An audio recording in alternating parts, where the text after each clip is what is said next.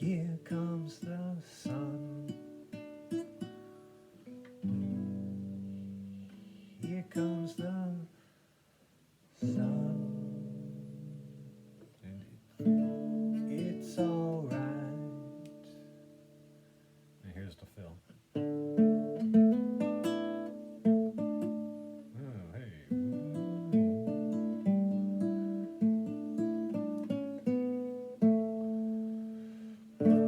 Little darling, it's been a long, cold, lonely winter.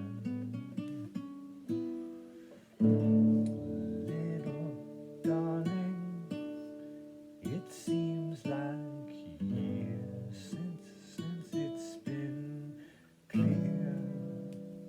Or here. Here comes the sun. Here comes the sun. It's alright.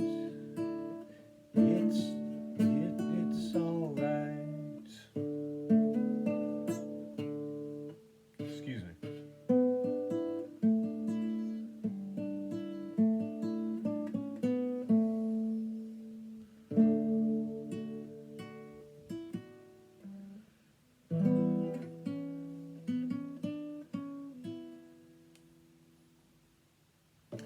Little darling, the smile is returning to their faces.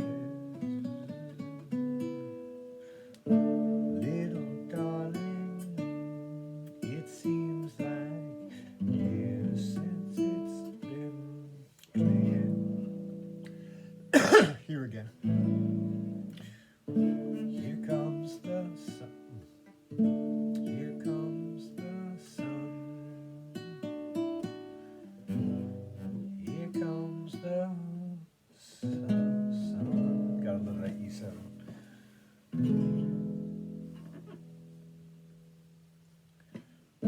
It's alright.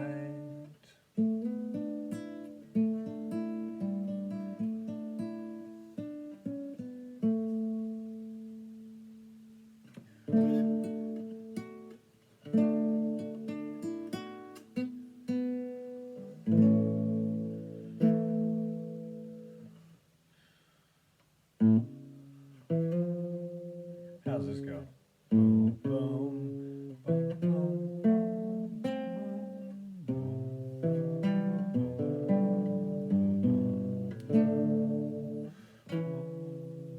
Do that 6 times, it indicates, and then go into something like this.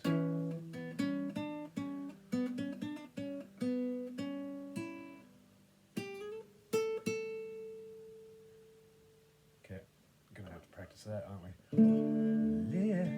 Little darling, I feel the ice is slowly melting.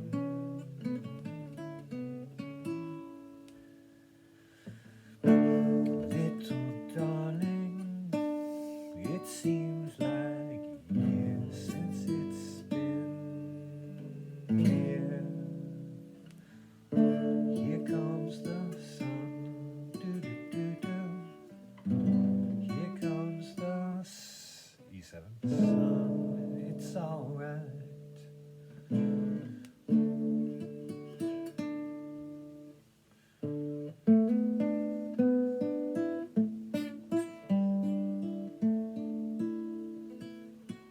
Oh no, I got lost.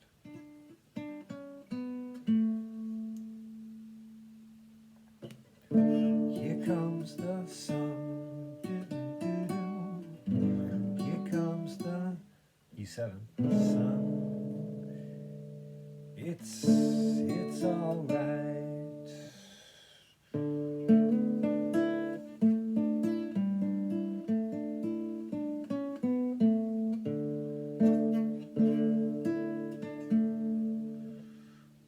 What's going on here?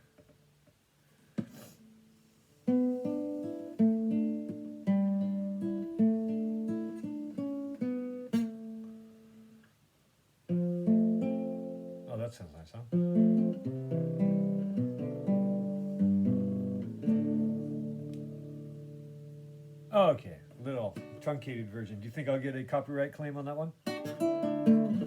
So I listened to the Dark Horse podcast the other day. That was the impetus of this song. And if you think everything in the last 4 years has gotten kind of sucky, don't listen to this podcast because you will probably throw your hands up and say, okay, fuck it, don't care, I'm out. Anyway, it was an interview with a certain gentleman who I have come across before named Ben Davidson. He has his handle on X, formerly Twitter, is Sun Weatherman, and he has a podcast. Podcast. The name of which I can't see right now. But I've seen this guy before. He's rather earnest, and there were some parts of the interview which, the Gelman amnesia syndrome. So I knew what he was saying was bull honky, and so that will cast a light, and you wonder, is everything he's saying is bull honky?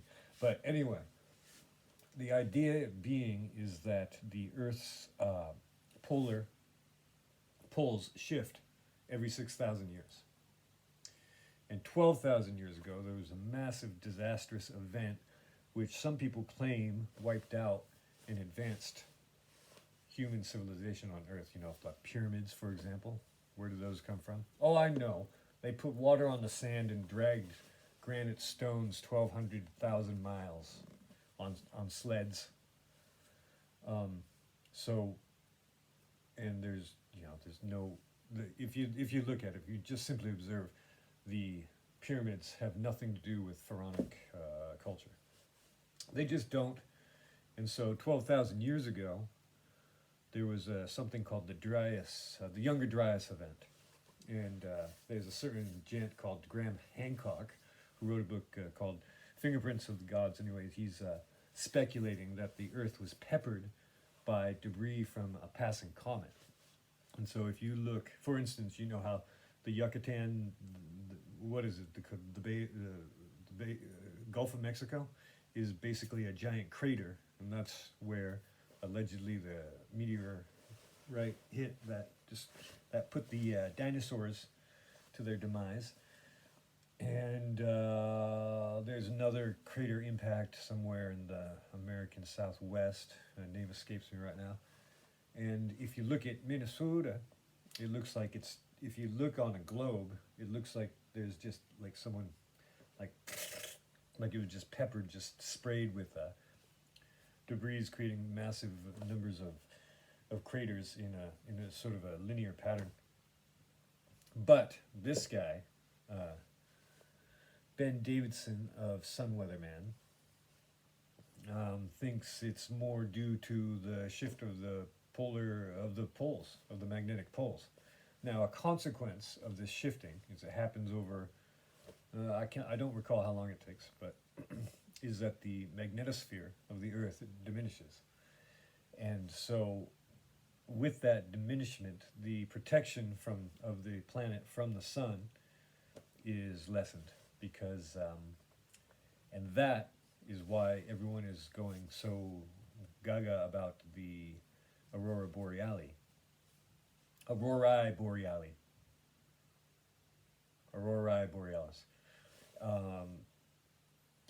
But I'm wondering if the corporatist propaganda is informing everyone the reason for this unusual display of celestial electromagnetism, charged particles and so forth. And the idea being is that the Earth is not as protected at this moment. And so normally these bursts, these ejections from the sun wouldn't register so much. But anyway, he was saying that they've been increasing over time, over the last few decades, in sort of an exponential manner. And usually solar ejections don't hit the Earth, luckily.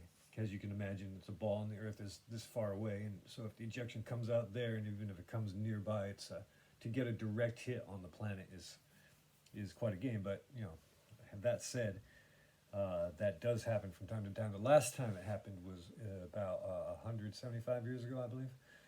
1860s or so forth. Oh, I can't remember the name of it right now. Maybe it will pop up here. Talking about micro coronal mass ejections. Coronal mass ejection.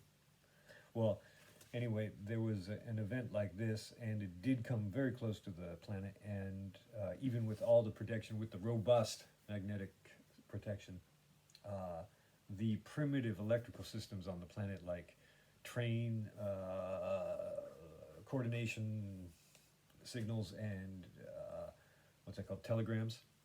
So I guess telegram operators were sitting at their stations and got shocked from their equipment due to this solar activity. So what they're saying is that, just imagine the electricity goes out. I mean, just imagine all of the repercussions of the electricity going out, not just for an hour or an evening, but for weeks, days, months, and years. And the problem is that it's easy, relatively inexpensive to fortify. Where have we heard that word before? Fortify, not an election, but the electrical grid. And so that's something that probably we should be thinking about instead of sending money to slaughter innocents.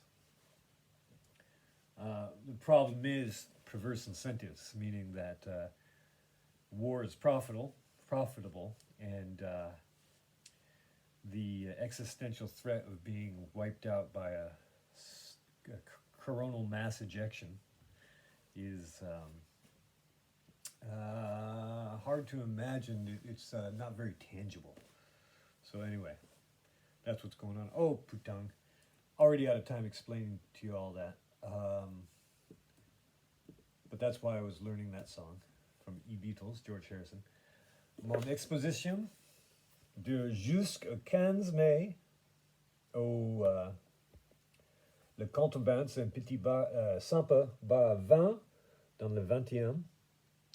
C'est 3 rue des Tourelles et c'est ouvert lundi à vendredi, 18h30 jusqu'à fermeture de le bar.